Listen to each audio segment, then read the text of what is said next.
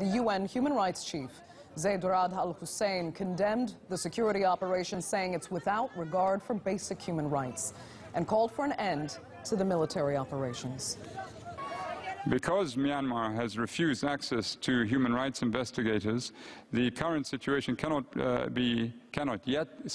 yet be fully assessed, but the situation remains or seems a textbook example of ethnic cleansing.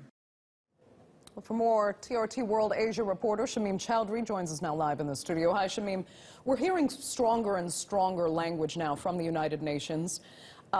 Based on what you saw when you reported there, is it merited? Well, Andrea, we were in the Kutupalong refugee camp, which is one of the largest refugee camps in Bangladesh, and there was clear evidence that these people had been suffering. You could see this from the expressions on their faces. Their eyes had a vacant expression about them, as if they had been traumatized. They were clearly malnourished. Many of them were very sick, so it was obvious that they were escaping something terrible. And also, just the sheer numbers of people that we witnessed. There were literally thousands and thousands of them, and many of them have, of course, taken about 3 days or so to cross the Naf River into Bangladesh, a very arduous and dangerous trek with Bangladeshi police guards, manning the border. So it would seem that they are clearly, to go through that, to put themselves through that, they would have had to experience something terrible. So based on what we saw, it would seem that the United Nations is at least justified in making the statements that it has done today. Okay, and Myanmar's authorities, meanwhile, say they are dealing with terrorists among the civilian population of Rohingya. And it seems increasingly now that Bangladesh is also saying there is a security threat posed by this crisis. So how much is Bangladesh actually worried about militants crossing its border?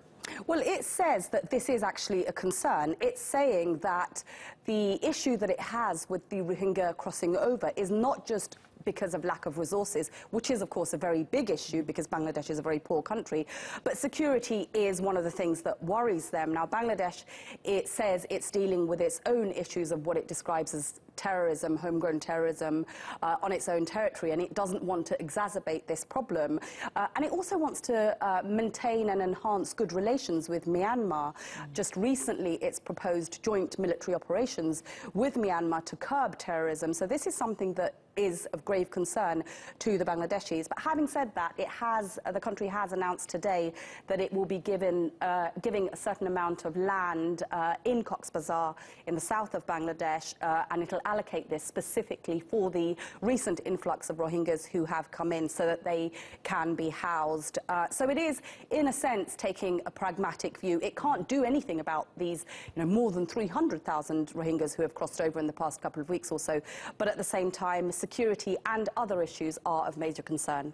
But Bangladesh has essentially had to markedly change its approach to this crisis, when in the beginning it was physically trying to block Rohingya from crossing the border. Bangladesh has become more accommodating now, has it not? It has, and I think today's announcement that it will allocate this land is an indication of that.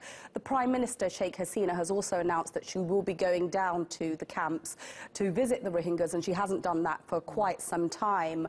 And there is a task force that's in place as well in Bangladesh. The government has set up a task force on how to deal with these numbers.